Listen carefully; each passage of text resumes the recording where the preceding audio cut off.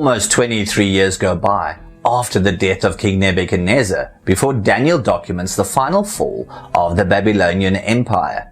While chronologically, the events of chapter 7 and that of chapter 8 occurs before the events described in this chapter, the location of the destruction of Babylon is fitting, since King Nebuchadnezzar was represented as the head of gold of the statue in chapter 2.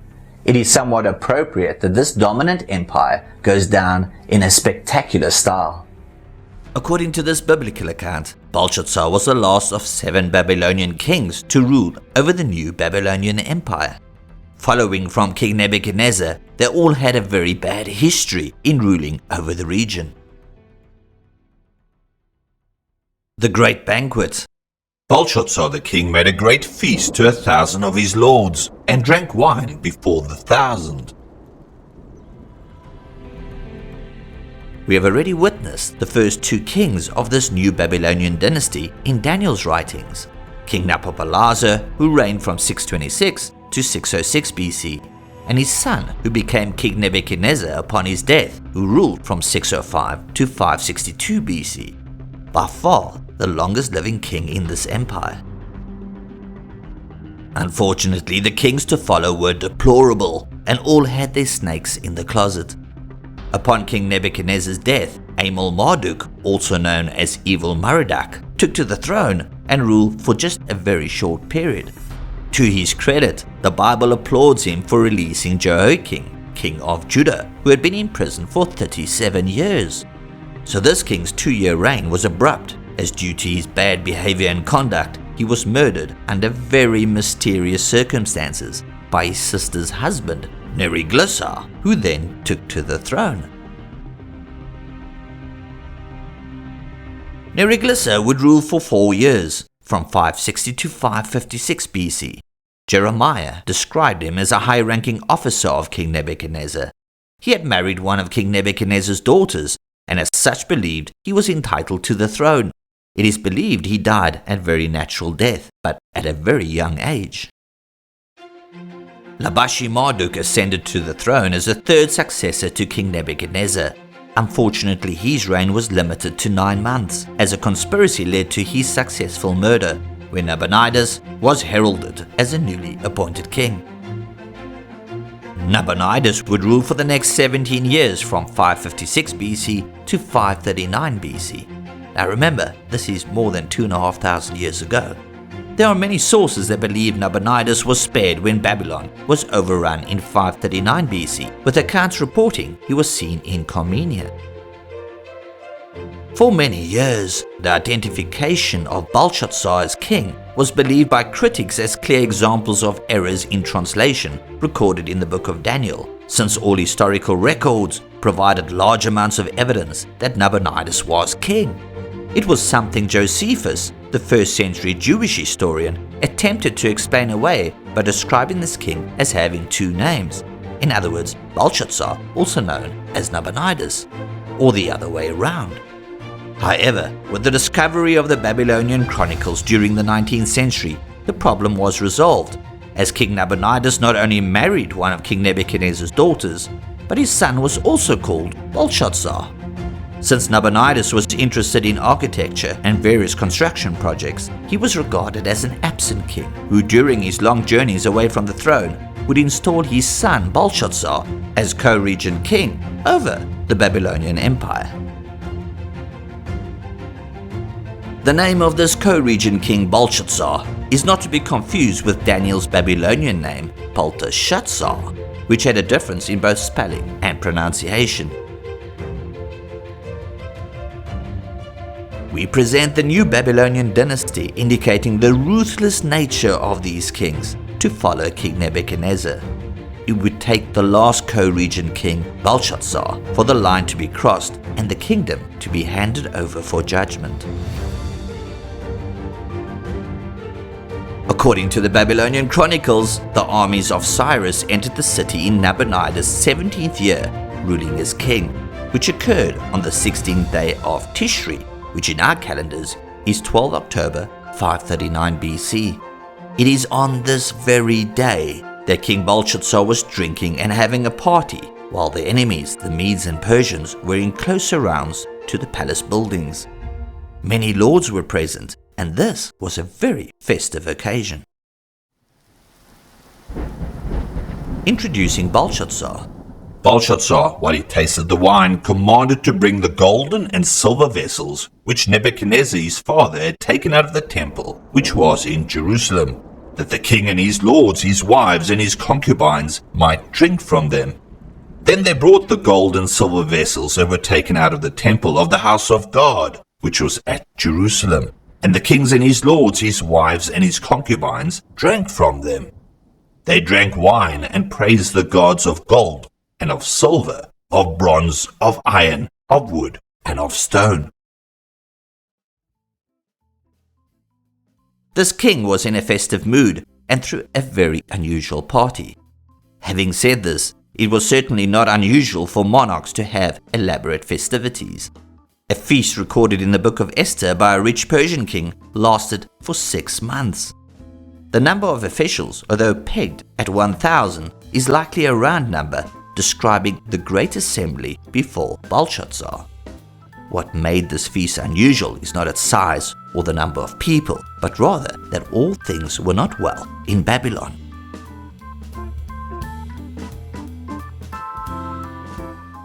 Belshazzar would have been seated in an elevated position with his noble guests either sitting before or opposite his table. The consumption of alcohol is specifically mentioned as it is the source of much wickedness which was to follow.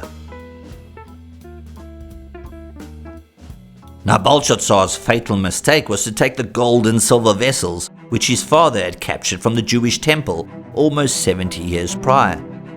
These vessels were kept in storage, and from the context of the scriptures and the result, it was invariably not used since it was taken. The sacrilege which occurred was not the use of the vessels, a sacrilege in itself, but that it was used to praise the Babylonian gods. The festival is possibly a reassertion in their faith to the Babylonian gods, an attempt to bolster their resolve and courage because Babylon was in imminent danger.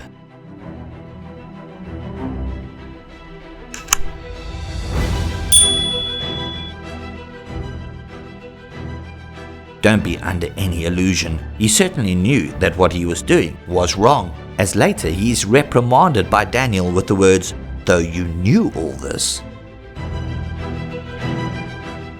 Belshazzar's father, Nabonidus, was attempting to quell uprising and was rapidly losing territory.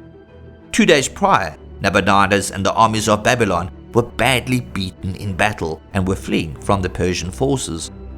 The entire armies of the Medes and Persians were outside Babylon's city walls, preparing to strike.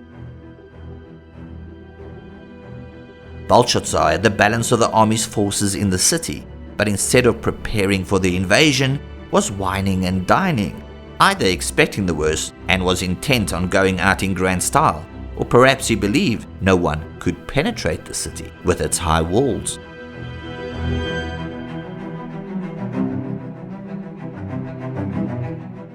As Babylon had huge defensive walls and gates, the co-regent king possibly had a false sense of security. He was most likely unawares that the Mede and Persian forces were gathering outside the city. Whether it was an act of bravado or whether he expected the worst remains debatable, but there is no doubt that he was putting on a feast of note. A paralyzing moment. In the same hour came forth the fingers of a man's hand, and wrote over against the lampstand on the plaster of the wall of the king's palace. And the king saw the part of the hand that wrote. Then the king's face turned pale, and his thoughts troubled him, and the joints of his thighs gave way, and his knees began knocking together. Belshazzar's reaction. As Belshazzar was drinking from the temple treasures, he observed a hand writing a message on the wall, which startled him. He shows physical effects of extreme fear. As his face turned pale, his thoughts troubled him, and the joints of his thighs began to give way. A cry for help. The king cried aloud to bring in the enchanters, the Chaldeans, and the diviners. The king spoke and said to the wise men of Babylon, Whoever shall read this writing and show me its interpretation shall be clothed in purple, and have a chain of gold about his neck, and shall be the third ruler in the kingdom. Then came in all the king's wise men, but they could not read the writing, nor make known to the king the interpretation. Then was King Belshazzar greatly troubled, and his face turned pale, and his lords were perplexed. Although he immediately summons three types of wise men, enchanters, Chaldeans, and the diviners, it was clearly not his intention to omit anybody. His bravado, spiked with excess alcohol, was no longer present. The writing was in a language he could not understand. His promise to any of his wise men successfully interpreting the message shows the degree of pressure he was experiencing.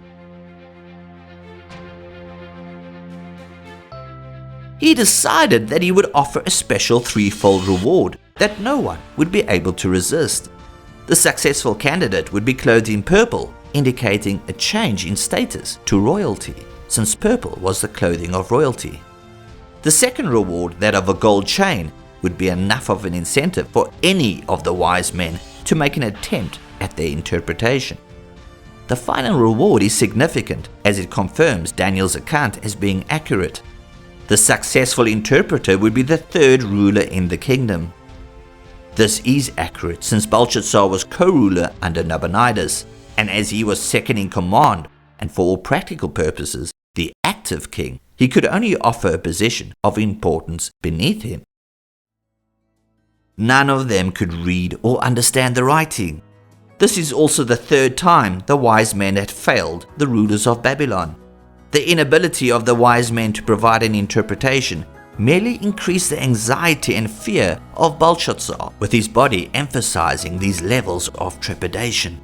The once drunken festive banquet had now degenerated into a bundle of nerves. Now let's read for ourselves the wise words of the Queen.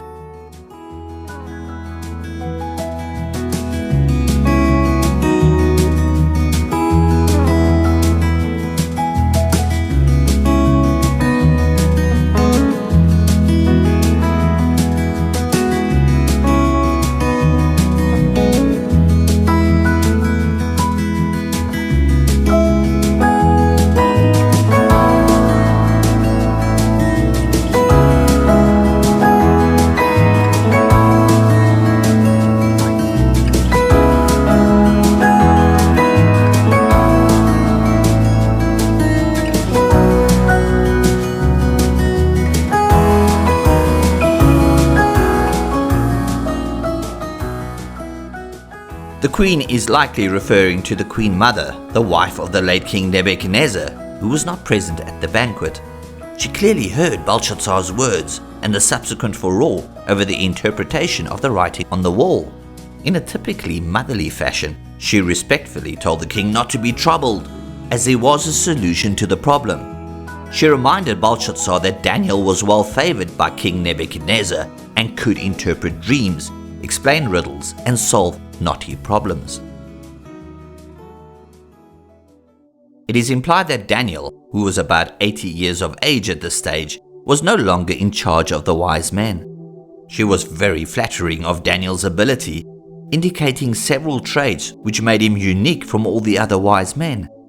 He had light understanding and wisdom, the wisdom of the gods, and an extraordinary spirit, all traits of a righteous person. The queen was confident that Daniel, who was named Belteshazzar by King Nebuchadnezzar, was fully capable of solving the problem presented by the writing on the wall. Daniel at center stage. Then was Daniel brought in before the king. The king spoke and said to Daniel, "Are you that Daniel, who are of the children of the captivity of Judah, whom the king my father brought out of Judah? I have heard of you, that the spirit of the gods is in you, and that light and understanding and extraordinary wisdom are found in you. Now the wise men, the enchanters, have been brought in before me, that they should read this writing, and make known to me its interpretation. But they could not show the interpretation of the thing. but I've heard of you that you can give interpretations and solve problems. Now if you can read the writing and make known to me its interpretation, you shall be clothed in purple and have a chain of gold about your neck, and you shall be the third ruler in the kingdom. With this remnant of his own personal recollection, Belshazzar mainly repeats the words that the queen echoed, virtually verbatim. After informing Daniel of both the summoning of his wise men and their failure to understand the writing on the wall, he echoes the same promise given to them. Should Daniel be able to read the writing and give the interpretation, he would receive the blessings of being in a royal robe, he would receive a gold chain, and would be instantly promoted to the third spot in Belshazzar's kingdom. Daniel's response. Then Daniel answered before the king, "Keep your gifts for yourself and give your rewards to another. Nevertheless, I will read the writing to the king and make known to him the interpretation."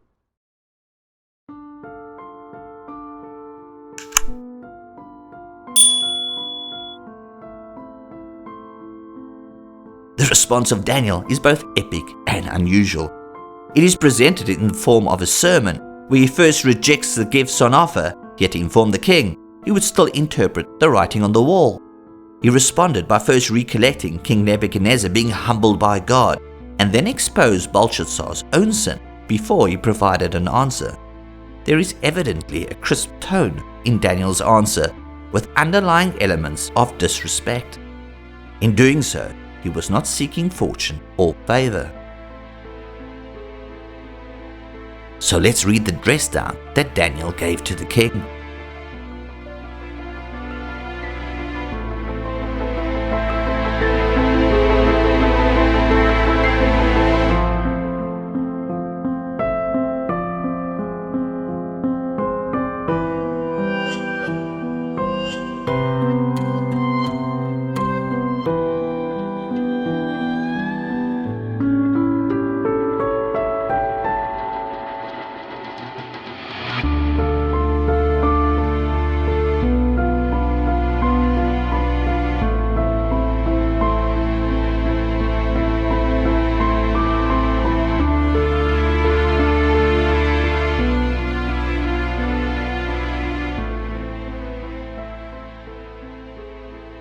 Daniel gave the king a history lesson of King Nebuchadnezzar, Babylon's first great king, emphasizing that the Most High God was responsible for all the glory, greatness, and the majesty of his kingdom.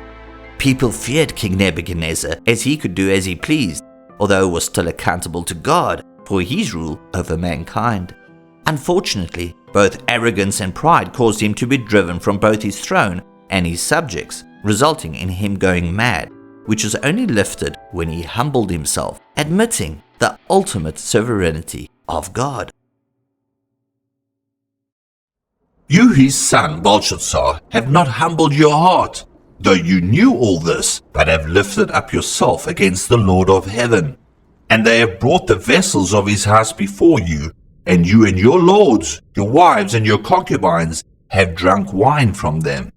And you have praised the gods of silver and gold, of bronze, iron, wood, and stone, which do not see, nor hear, nor know, and the God in whose hand your breath is, and whose are all your ways, you have not glorified. Belshazzar should have known that it was the supreme God who brought this calamity upon his father, yet he chose to defile the God who demonstrated his power by taking the temple treasures and used it to serve wine to the guests, wives, and even his concubines. The writing interpreted. This is the writing that was inscribed, Mene, Mene, Tekel, Upharsin. This is the interpretation of the thing. Mene, God has numbered your kingdom and brought it to an end. Tekel, you are weighed in the balances and are found wanting. Perez, your kingdom is divided and given to the Medes and Persians. Daniel did not describe the nuances of the words written, whether they were actually written in Aramaic or Chaldean, or whether it included vowels, thereby encrypting its true meaning.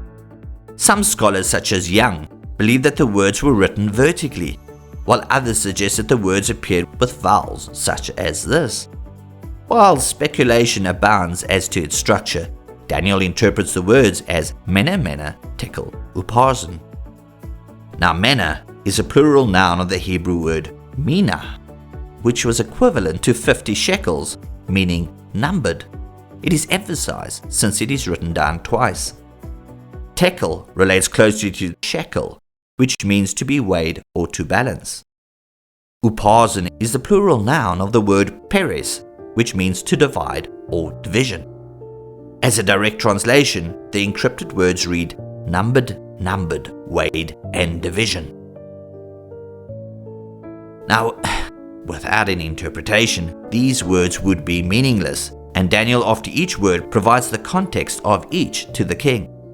The words mena mena meant that God had numbered the days of the Babylonian kingdom. Since this word is repeated twice, it could refer to both the number of Babylon's days as well as Belshazzar's days, or it could be a point of emphasis indicating either the imminency of the kingdom's expiration or the certainty of it. Likewise, the word tekel meant that both Belshazzar and his kingdom had been weighed on the scale of God, and they were both found wanting.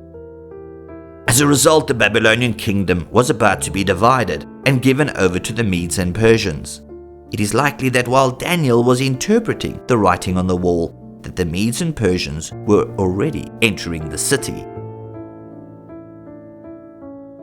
So was Daniel rewarded? Let's examine the text.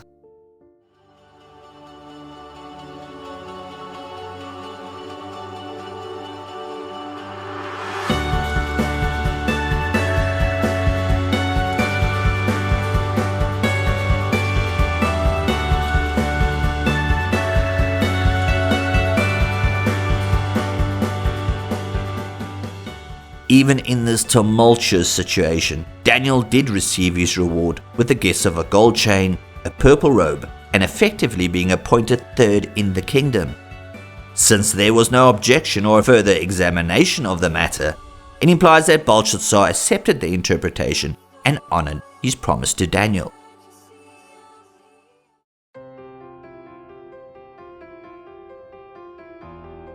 While one would have certainly expected either rage or objection from Belshazzar, it is apparent he inherently knew that his greatest fear was about to occur. Is it not ironic Babylon had captured Judah and in its closing moments was now giving honor to one from within Judah's ranks? Time literally came to an end for both Babylon and its regent king, Belshazzar. There was no time for repentance, as we are able to surmise that the profaning of the temple's vessels was the ultimate actions which prevented the matter from being reversed. As for Babylon, their fate was sealed. That same night, the Medes and Persians overran the city, killing the regent king Belshazzar. According to the Greek historian Herodotus, the Babylonian army had retreated to the city and with enough food for 7 years had a false sense of security. The emerging forces shut off the water supply from the Euphrates River by diverting it. These channels flowed under the city, where large gates blocked any entry. But alas, with elevated alcohol levels and a festival atmosphere, the city of Babylon fell in a whimper. If it was not for the festival, it is almost certain that the troops would have lowered the gates, capturing the advancing forces in a trap. With the water level dropping to knee height, the invading forces could silently remove the gates and enter Babylon without much bloodshed. In 539 BC, the fall of Babylon was recorded in history as falling in a whimper, ushering in a new era. How would the Medes and Persians treat Daniel and the Jewish race? See you in the next episode, where we explore the contents of Daniel chapter 5. Until next time, Maranatha.